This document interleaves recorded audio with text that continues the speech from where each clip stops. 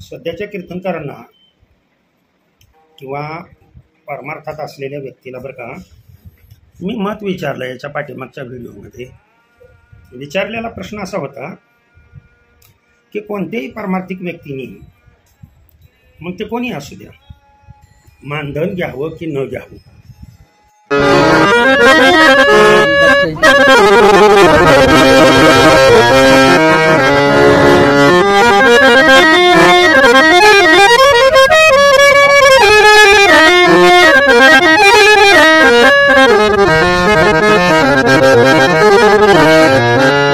किती साधा सोपा प्रश्न आहे. मानधन घ्यावं की न घ्यावं. फक्त ह्याच्यात बद्दल मानधन घ्यावं मानधन घेऊ नये आणि आपल्याला जी काही माहिती आहे ती माहिती आपण म्हणजे याच्यावर मी वाचण्यासाठी प्रयुक्त करतो. आलं का लक्षात. जगद्गुरु तुकाराम महाराजांचा गाथा आपण सर्वांनी वाचावा, तो अनुभवावा. प्रत्येक शब्दाचा अर्थ अगोदर अक्षराचा अर्थ तो घ्यावा. तुम्ही माझ्याकडे पाहू नका, माझ्या बोलण्यावरती लक्ष द्या. मी कसा हे महत्वाचं नाहीये. येते का लक्षात. जगद्गुरु तुकाराम महाराज वैकुंठाला गेले, त्यांचा खून झाला म्हणजे काय झालं हे मी टप्प्याटप्प्याने पुढे सांगतोयच. तुकाराम बीजे काय ध्यानात आलं म्हणजे बीज माझ्या मते परवा दिवशी आहे 27 तारखेला. तोपर्यंत मॅक्झिमम मी सांगण्याचा प्रयत्न करीन.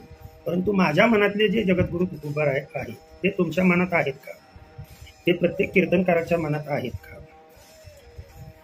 जगद्गुरु तुकोबार आहे अभंगातून सांगतात म्हणजे त्या अभंगाचा अर्थ काय, ह्या त्या अक्षर तुम्हाला कळालेली आहेत का नुसतं शब्द पांडित्य आहे काय. तुका म्हणे घेती देती तेही नरका जाती काय. तुका म्हणे द्रव्य, आता द्रव्य घेती देती तेही नरका जाती तुका म्हणे. आलं काय आहे या शब्दाचा अर्थ काय आहे. मी वैरी नाही तुमचा, ध्यानात ठेवा. तुम्हाला जे वाटतंय ना तसा मी अजिबातच तुमच्या मनातली जी कल्पना आहे ती काढून टाका. तुमच्यासारखं नटायची फॅशन करायची मला आवड नाही आहे. आहे ना, हा लहानपणापासून आहे लक्षात ठेवा.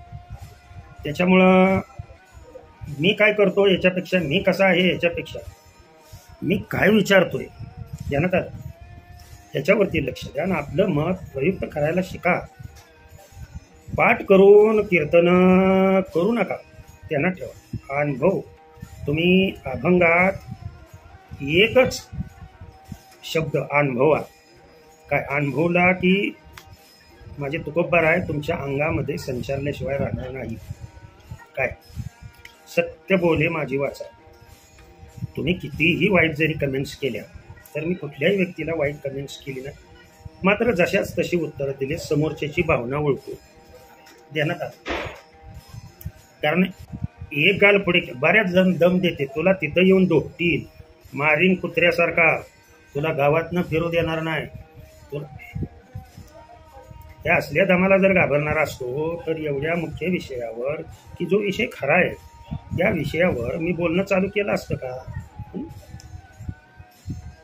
तेवढं डेअरिंग मी करतोय म्हणजे तेवढं भगवंताची कृपा आहे, तेवढं माऊलींची कृपा आहे, तेवढी संत महात्म्यांची गुरूंची. आणि मी अगोदरच सांगितलं ध्यानात आलं तुमची माझे गुरु बालब्रह्मचार्य, गुरूंचे गुरु बालब्रह्मचार्य, त्यांचे गुरु भाऊसाहेब देहूकर म्हणजे कुठले आहे ते लक्षात आलं तुमच्या. मी माझी कौतिक कशासाठी सांगू.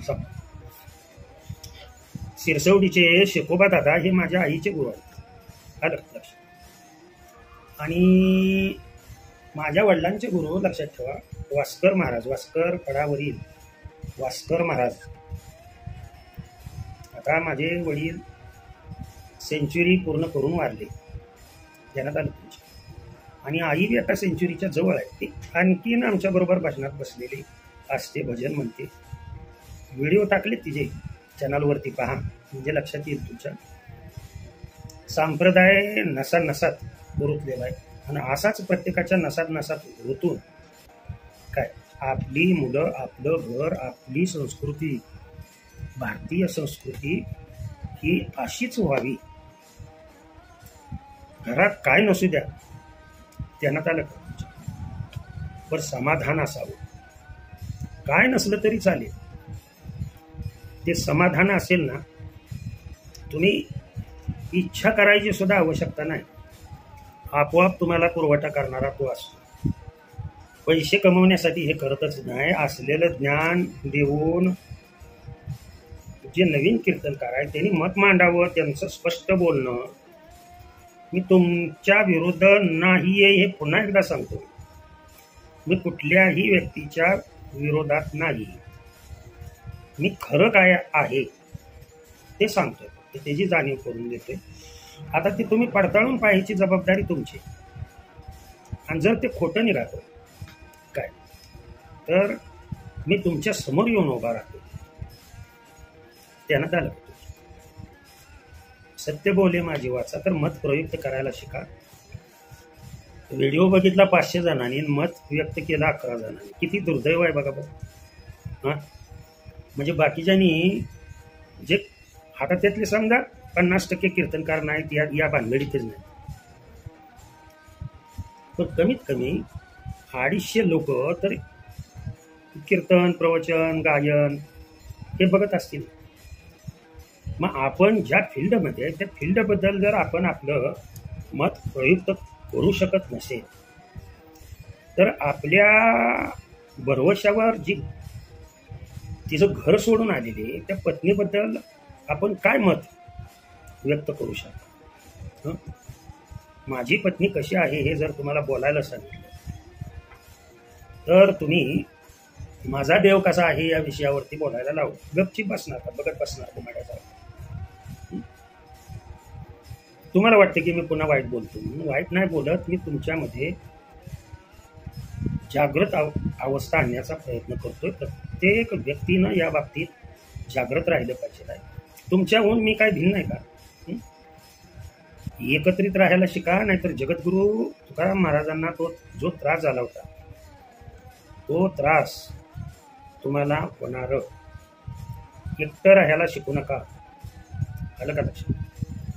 समाजात राहायला शिका. समाजाशी संभाषण करायला शिका. माऊलींना त्या काळी त्रास होता, पण जयाची द्वारी सोन्याचा पिंपळ हा अभंग पहा. म्हणजे त्यांच्या मागे मांदी आळी होती. पूर्ण संतांचा त्यांना पाठिंबा होता, देण्यात आला. जगद्गुरु तुकोबाराय एकटे पडले. आणि त्याच्यामुळं मधला जो भाग आहे, मी मुद्दाम सांगतो या गोष्टी, हे एक प्रकारचं ज्ञानच आहे. लक्षात ठेवा, सांगतोय म्हणजे ते ज्ञानच आहे. एकटे राहिले. अनेक संतांचा पाठिंबा त्यांना त्या काळी मिळाला नाही, आणि त्याच्यामुळे त्यांना त्रास सहन करावा लागला. तसं एकटं पडू नका. मी तुम्हाला मिळवून घेण्यासाठी तुमच्या सर्वांच्या वतीनं मी हे बोलतोय. मी माझ्या तोंडातून बोलतोय म्हणजे मी सर्वांच्या वतीनं बोलतोय, हे लक्षात ठेवा. तर मत प्रयुक्त करायला शिका.